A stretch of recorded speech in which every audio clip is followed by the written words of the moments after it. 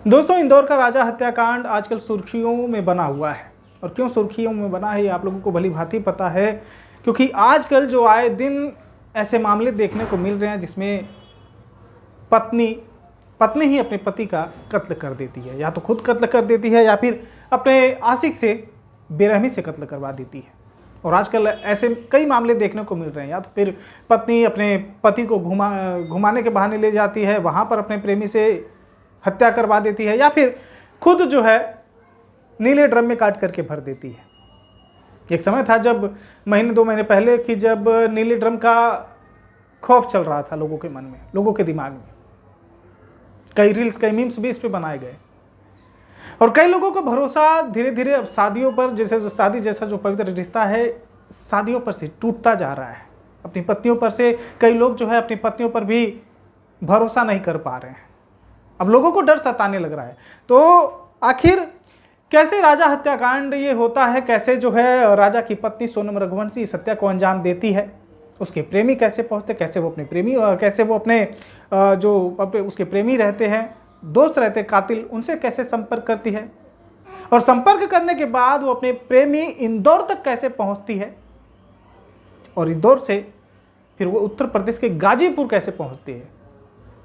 Police जगह जगह छापेमारी कर रही होती है, लेकिन इस बीच ये जो है जगह जगह जो है एक राज्य से दूसरे राज्य, फिर तीसरे राज्य, यहाँ तक ये कैसे जा पाती, कैसे उसके लिए मुमकिन हो पाता है, कौन इसकी सहायता करता है। और राज कुशवाहा जो सोनम रघुवंशी का प्रेमी है, कैसे कितने दिनों से उसका अफेयर चल रहा था, तो जानेंगे आज इस पूरी कहानी को। नमस्कार, मैं हूं प्रदीप और आप सभी लोगों का एक बार फिर से हमारे चैनल पर स्वागत है। दोस्तों, आज की ये कहानी जो है, इस कहानी की शुरुआत होती है मध्य प्रदेश में। जिला रहता है इंदौर, और उसी इंदौर जिले में बाणगंगा थाना रहता है। वही एक गोविंद कॉलोनी रहता है। गोविंद कॉलोनी में सोनम रघुवंशी अपने माता पिता और भाई के साथ रहती है। पिता अच्छा खासा कारोबार उनका रहता है प्लाईवुड का, और लगभग जो सालाना उनकी आमदनी रहती है, करोड़ों की आमदनी रहती है। कोई मामूली परिवार ये नहीं रहता है, लाखों करोड़ों रुपए जो है इनका सालाना आय रहता है। पैसों की कोई दिक्कत इस घर में नहीं रहती है। और वहीं पे ग्रेजुएशन कंप्लीट करने के बाद सोनम रघुवंशी HR के पद पर अपने उस कंपनी में तैनात हो जाती है। अपने पिता का बागडोर संभालने लग जाती है ग्रेजुएशन करने के बाद। और वो इसी दौरान उसकी मुलाकात उसी कंपनी में जो है, उसी कंपनी में राज कुशवाहा काम करता है। वो सुपरवाइजर के पद पे तैनात रहता है। उसकी मुलाकात होती है सोनम रघुवंशी से, और बातों ही बातों में दोनों प्यार कर बैठते हैं, अपनी हैसियत भूल जाते हैं दोनों। सोनम रघुवंशी, उसकी क्या पहचान है, उसकी क्या इमेज है, उसके पिता की क्या इमेज है, वो सब भूल करके वो अपने सुपरवाइजर से, जिसकी तनख्वाह जो है मुश्किल से 18 से 20 हज़ार रुपये रहती है, उससे वो उसको दिल दे बैठती है, उससे प्यार कर बैठती है राज कुशवाहा से। और यहीं से स्क्रिप्ट तैयार होती है राजा रघुवंशी के मर्डर की। दोनों प्यार कर बैठते हैं, जिसके बाद प्यार इस कदर दोनों के दिलो दिमाग पर छा जाता है कि ये दोनों जो है किसी और शादी नहीं करना चाहते। दोनों अब जो साथ जीने मरने की कस्में खाने लगते हैं। और इनकी प्रेम कहानी की शुरुआत आज से तकरीबन 5-7 महीने पहले शुरू होती है। 5 महीने पहले शुरू होती है।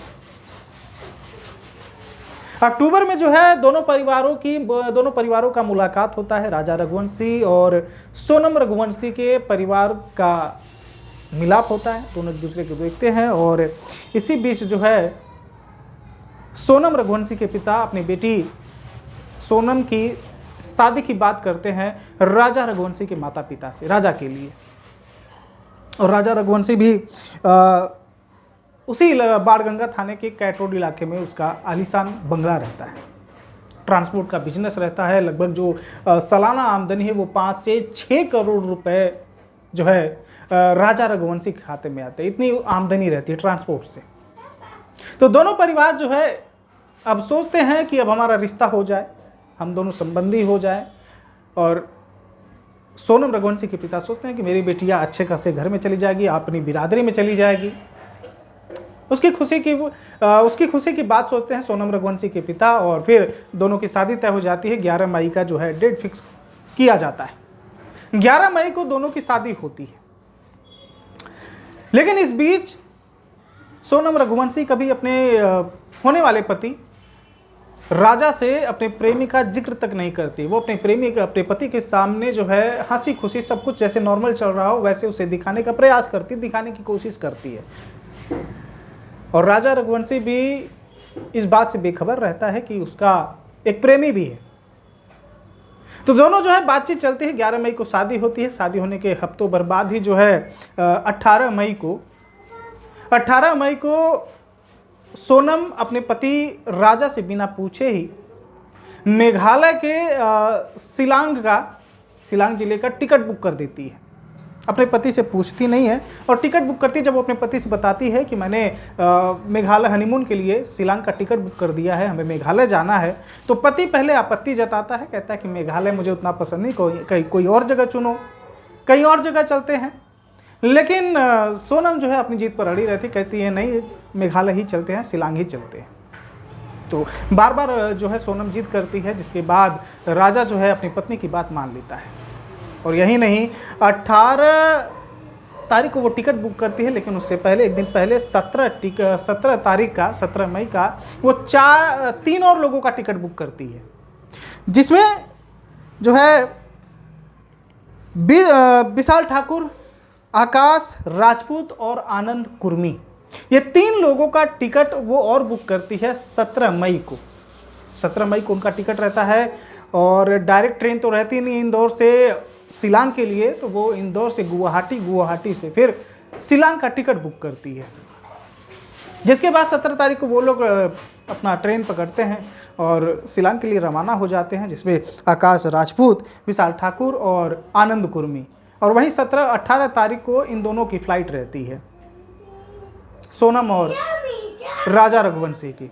18 तारीख को इनको फ्लाइट रहती है, वो पहुंचते हैं शिलांग, और शिलांग से वहीं मालोखियाट गांव, एक गांव रहता है, वहां पर ये दोनों जो है सिपारा होम स्टे नामक एक होटल रहता है, उस होटल में ठहरते हैं।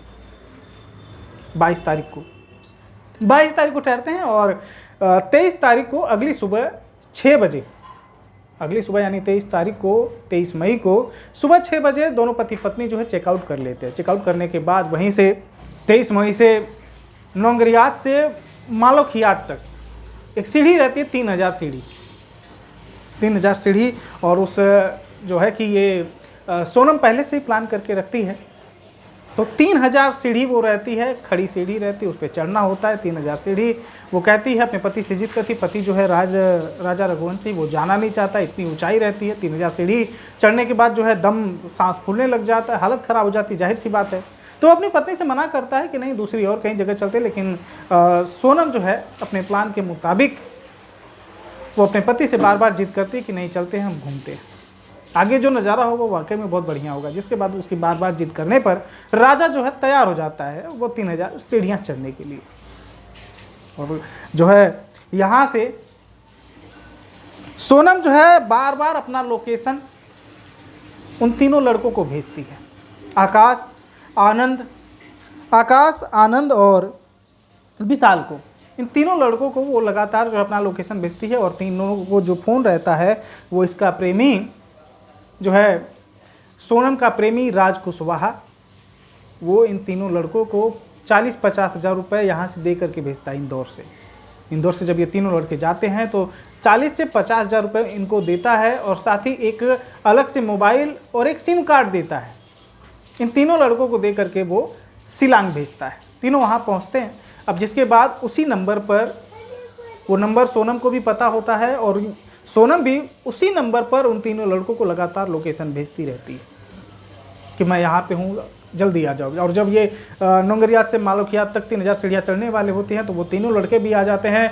और जिसके बाद अब वहाँ पर हिंदी वाले तो ज़्यादा रहते नहीं, हिंदी बोलने वाले। अब जिसके बाद जब ये हिंदी बोलते हैं और ये जो है संपर्क करते हैं राजा से, क्योंकि राजा भी वहाँ पे हिंदी वाले बहुत कम रहते हैं, तो इन तीनों को देखता है तो वो भी थोड़ा खुश हो जाता है कि चलो कोई तो अपना यहाँ पे है। और जब भी उनसे ये पूछता है, जब राजा जब इनसे पूछता है कि तुम लोग कहाँ से हो, तो ये भी बताते कि हम भी इंदौर से हैं। और यहीं से इन तीनों की दोस्ती हो जाती है। फिर जिसके बाद अब राजा जो है इनसे दोस्ती कर लेता है और फिर ये चारों जो है अब सीढ़ियाँ चढ़ने लग जाते हैं। ये चारों आगे आगे रहते हैं, सोनम जो है पीछे पीछे रहती है। और यहीं पे एक गाइडर रहता है अल्बर्ट पीडी नाम का, जो वही मालोखियात गांव का रहने वाला होता है। तो वो इनसे कहता है, और जो अल्बर्ट पीडी है ये बहुत खास हो जाता है। इसलिए खास हो जाता है क्योंकि पुलिस को यही गवाही देता है। जो 4 लोगों की जो वो ये बताता है कि 3 लोग और थे जो ये तीनों रहते हैं, इनके बारे में यही अल्बर्ट पीडी ही शिलांग पुलिस को जानकारी देता है, जिसके दम पे, जिसके बलबूते पुलिस जो है अब इस हत्याकांड को, इस मर्डर को एक हत्या के रूप में देखने लग जाती है। तो यहीं से अल्बर्ट पीडी जो है इनसे पूछता है कि आप लोगों को गाइड चाहिए। तो ये कहते हैं नहीं, मेरे पास एक गाइडर है, कोई दिक्कत नहीं, कोई ज़रूरत नहीं है हमें तुम्हारी। अब जिसके बाद ये चारों जो है चल पड़ते हैं, सोनम पीछे रहती है। जाते हैं जब 3000 सीढ़ी चढ़ने के बाद अब धीरे धीरे सबका सांस, हालांकि 3000 सीढ़ी कम थोड़ी होती, 3000 सीढ़ी चढ़ने के बाद अब सबका सांस जो है फूलने लग जाता है, सबका दम फूलने लग जाता है। जिसके बाद अब सब लोग चारों जो है थक जाते, चारों पाँचों। लेकिन अब यहीं पे जब सीढ़ी चढ़ने के बाद आगे सुनसान इलाका रहता है, पूरा सुनसान इलाका रहता है, कहीं कोई नज़र नहीं आता है। नीचे जो है घनी झाड़ी रहती है, जंगल रहता है, आसपास कोई नज़र नहीं आता है। और 3000 सीढ़ी उतना चढ़ेगा कौन? तो चढ़ने वाले भी बहुत कम रहते, कोई वहाँ पे रहता नहीं है। अब जिसके बाद सोनम पीछे से इशारा करती है तीनों को, विशाल, आकाश और आनंद को, तीनों को इशारा करती है कि अब इसे मार दो। और ये तीनों जो है वहीं गुवाहाटी से एक धारदार हथियार खरीद लेते, एक लोकल दुकान से एक धारदार हथियार खरीद लेते हैं। और उसी से जब सोनम का इशारा मिलता है तो उसी से हत्या करने लग जाते हैं। लेकिन हत्या करने से पहले वो तीनों जो है हत्या करने से मना करते हैं। जिसके बाद अब उन्हें जो है सोनम पैसों का लालच देने लग जाती है और फौरन राजा रघुवंशी के पर्स से 15,000 रुपये कैश निकालती है और उन तीनों को सौंप देती है। और तीनों जो है अब उस पर लगातार वार करते रहते हैं। जब देखते हैं कि राजा दम तोड़ चुका है, अब वो मर चुका है, तो ये तीनों क्या करते हैं, उसे उतनी ऊंचाई से गहरी खाई में फेंक देते हैं। उस जंगल के बीच में गहरी खाई में फेंक देते हैं। गहरी खाई में फेंकने के बाद अब यहाँ से ये तीनों जो है भाग जाते हैं, यहाँ से ये तीनों फरार हो जाते हैं। और ठीक 11 किलोमीटर बाद मालोखियात गांव से 11 किलोमीटर दूर जाकर ये तीनों फिर मिलते हैं। मिलने के बाद अब यहाँ से तीनों अलग चले जाते हैं और सोनम जो है अलग हो जाती है। और फिर ये क्या करते हैं, यहाँ से इंदौर के लिए निकल पड़ती है। 23 मई को, हत्या करने के बाद 23 मई को वो इंदौर के लिए निकल पड़ती है। इंदौर आती है, इंदौर में अपने प्रेमी से मिलती है। जिसके बाद दोनों उसका प्रेमी जो है राज कुशवाहा, ये एक किराए के कमरे में उसे ठहरने के लिए रुकता है। दोनों वहीं पे रात बिताते हैं, संबंध बनाते हैं एक दूसरे से। जिसके बाद अब उस दिन तो रुकती है, जिसके अगले दिन राज कुशवाहा जो है उसे एक ड्राइवर के जरिए गाजीपुर, उत्तर प्रदेश के गाजीपुर ज़िले में भेज देता है।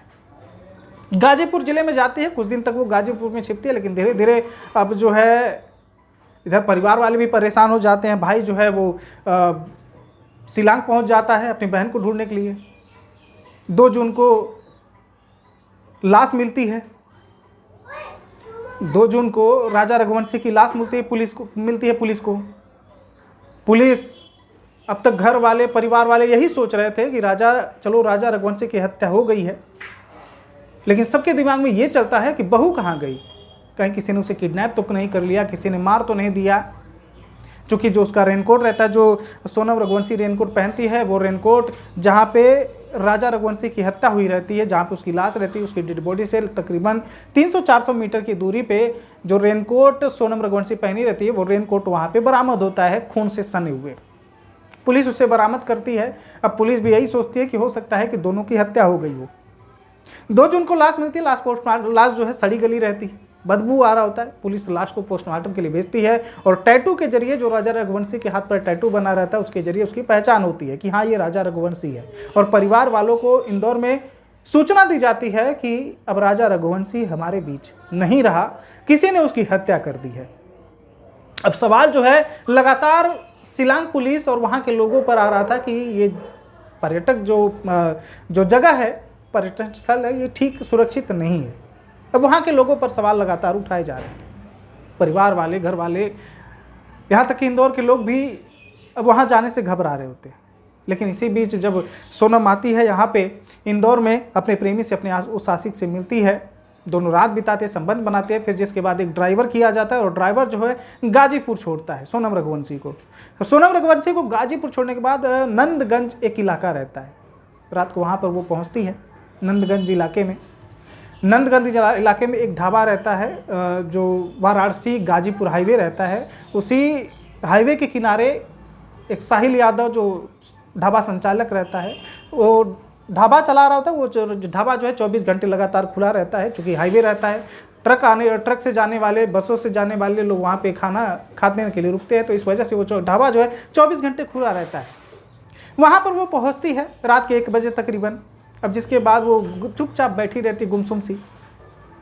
ढाबा मालिक जब साहिल यादव पूछता है तो वो कुछ नहीं बताती। जिसके बाद वो उससे फ़ोन मांगती है, कहती कि मुझे फ़ोन चाहिए, मैं बहुत बुरी स्थिति में हूँ, मुझे फ़ोन चाहिए, मुझे अपने घर वालों से बात करनी है।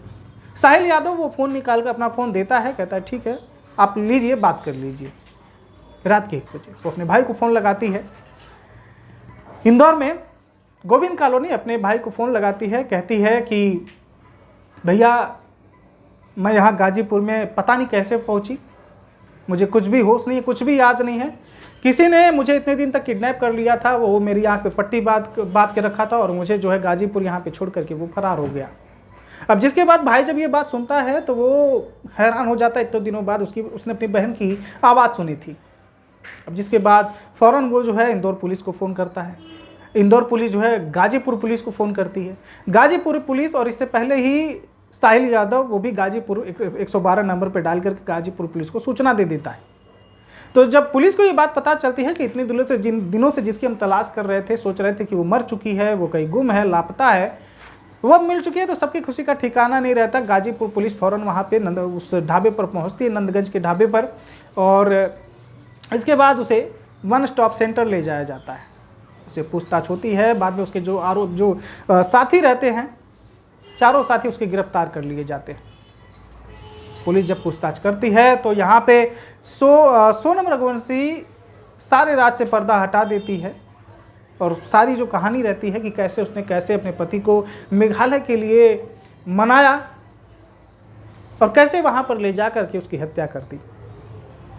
तो पुलिस जो है अब सोनम रघुवंशी के सारे राज से पर्दा हट चुका है। पुलिस अब चारों आरोपियों को गिरफ्तार कर चुकी है। और यही नहीं, आज जो है इनकी पेशी जो है वो शिलांग पुलिस करने वाले कोर्ट में ले जाने वाली, वहाँ पे इनकी पेशी है। फिलहाल दोस्तों आज की सच्ची कहानी, आज की सच्ची घटना जो है यही समाप्त होती है। ऐसे महिला, ऐसे पति पत्नी के रिश्तों पर आप लोग क्या कहेंगे और ऐसे आरोपियों को क्या सज़ा देनी चाहिए, खासकर कि सोनम रघुवंशी को?